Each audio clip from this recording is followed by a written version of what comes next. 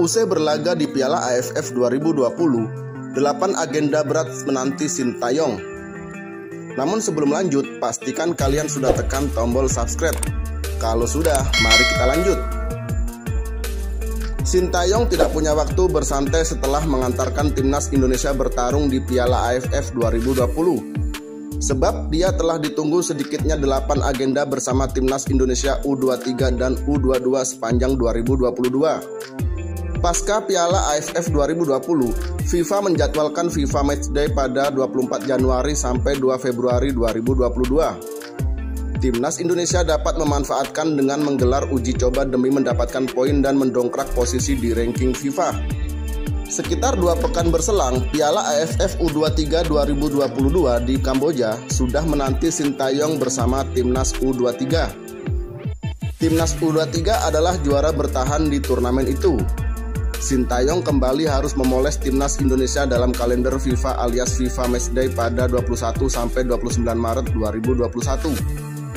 Kurang dari 2 bulan berselang, atau tepatnya setelah Lebaran, timnas U22 racikan Sintayong dijadwalkan berkancah di SEA Games 2021 Hanoi, Vietnam pada 12 sampai 23 Mei 2022. SEA Games 2021 seharusnya dimulai pada 21 November sampai 2 Desember tahun lalu, namun terpaksa diundur karena pandemi COVID-19. Sintayong akan mencoba membawa pulang medali emas SEA Games 2021 setelah timnas U22 hanya mengalungi medali perak pada edisi 2019 akibat dibantai Vietnam 0-3. Pada pertengahan tahun, tanggal 8 sampai 14 Juni 2022, timnas Indonesia bakal bertanding dalam putaran ketiga kualifikasi Piala Asia 2023.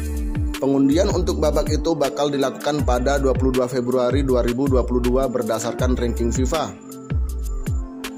Timnas Indonesia yang berada di pot keempat terancam masuk grup neraka bersama Uzbekistan, Thailand hingga Afghanistan.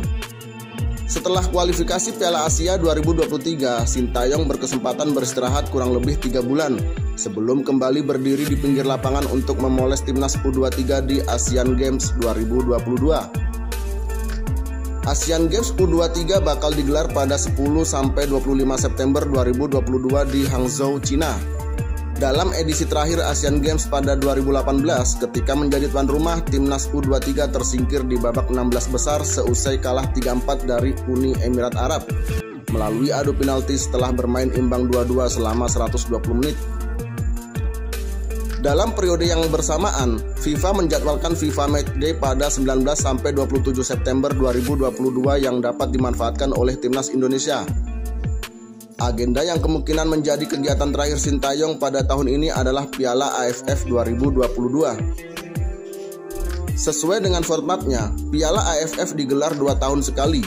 Edisi 2020 terpaksa diputar pada 2021 dan berakhir pada 2022 karena pandemi COVID-19. Merujuk kebiasaan itu, Piala AFF seharusnya akan kembali dimainkan pada akhir tahun ini.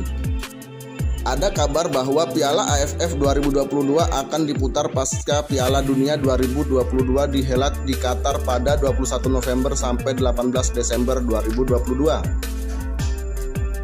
Semua agenda di atas tidak termasuk dengan aktivitas timnas U20 yang sudah pasti bakal menyedot banyak tenaga Sintayong dalam masa persiapan menuju Piala Dunia U20 2023. Mari kita doakan bersama semoga Sintayong bisa membawa perubahan timnas kita di semua ajang dan menjuarai semua turnamen. Amin.